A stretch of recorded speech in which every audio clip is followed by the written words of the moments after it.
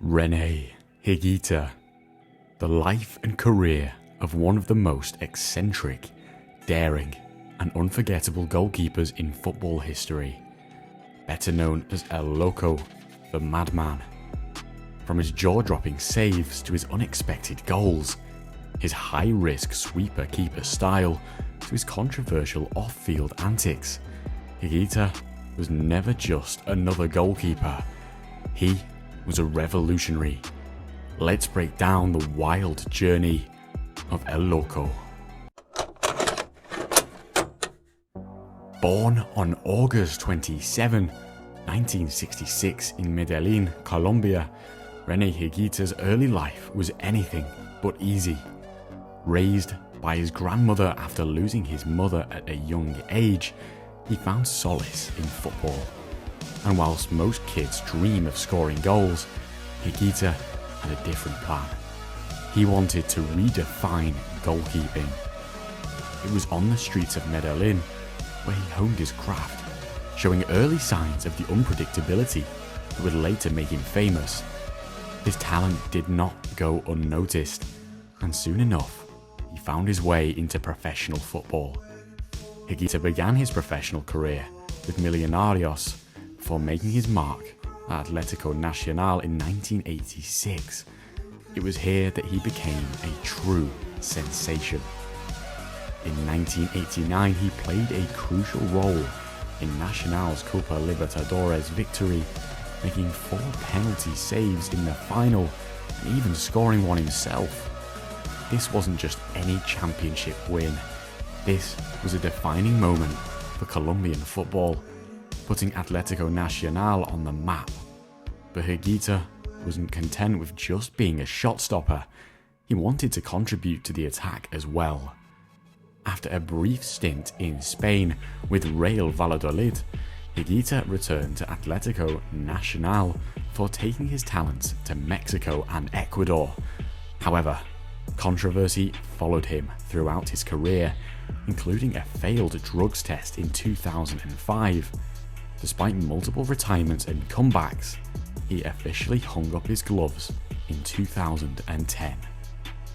Higuita's fearless, high-risk playing style caught the attention at the 1990 FIFA World Cup.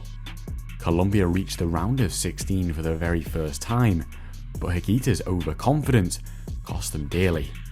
In a moment now cemented in football history, he attempted to dribble past Cameroon's Roger Miller only to be dispossessed, an error he later called a mistake as big as a house. Despite this, Higuita remained Colombia's top choice for years, even scoring 3 international goals in his 68 appearances between the sticks. His presence on the field was larger than life, and while his mistakes were costly, his contributions to Colombian football were undeniable. Higuita wasn't just a goalkeeper, he was also a performer. With his sweeper-keeper role, he often ventured far beyond his penalty area, taking on defenders, delivering pinpoint passes, and even stepping up for free kicks and penalties. But perhaps his most famous moment came in 1995 during a friendly against England at Wembley. When a wayward shot from Jamie Redknapp sailed towards goal, Higuita didn't simply catch it, he invented the scorpion kick. A move that has lived in the memories of many football fans of the era. Jumping forward and kicking the ball away with his heels, he shocked the football world, and like I say, to this day it remains one of the sport's most iconic moves, never really to be replicated. Higuita's life off the pitch was just as dramatic. In 1993, he was arrested for acting as a middleman in a kidnapping involving notorious drug lord Pablo Escobar. He spent 7 months in jail without trial, claiming he had no idea what he did was illegal. In 2004, he faced another scandal, testing positive for cocaine while playing in Ecuador.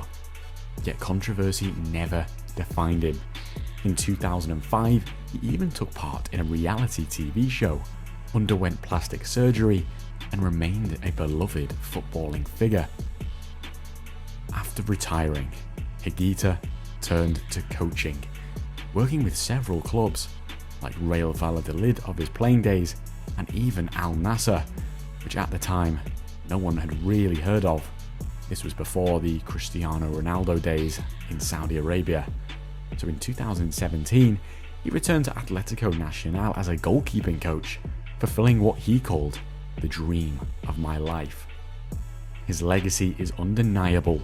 He's ranked as the 8th greatest South American goalkeeper by IFFHS and one of the highest scoring keepers in history. Higuita redefined what it meant to be a goalkeeper. His influence kind of paved the way for modern sweeper keepers like Manuel Neuer and Alisson Becker. Rene Higuita was more than just a Loco. He was a game changer, a showman, and a legend. He had a sold-out Wembley gasping, but the Maverick from Medellin does not think being remembered for that one action detracts from the rest of his career. He said, "It's the opposite. It was the best thing I did. Who wouldn't want to be renowned for something like that?"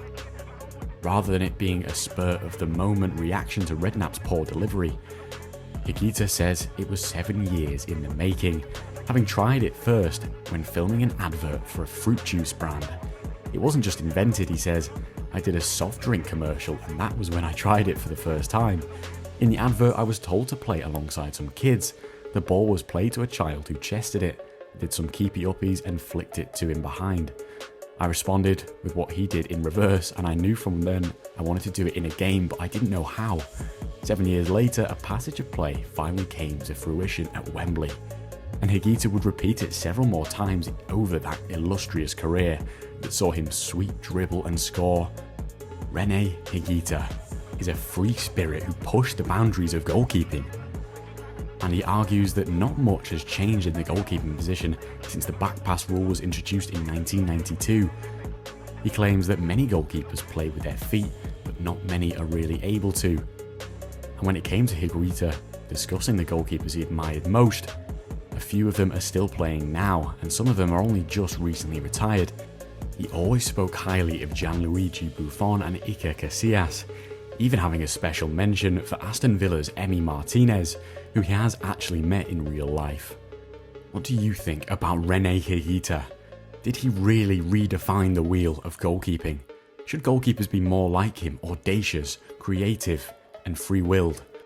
Let me know your thoughts in the comments. And as always, please suggest any content you'd like me to cover in the future.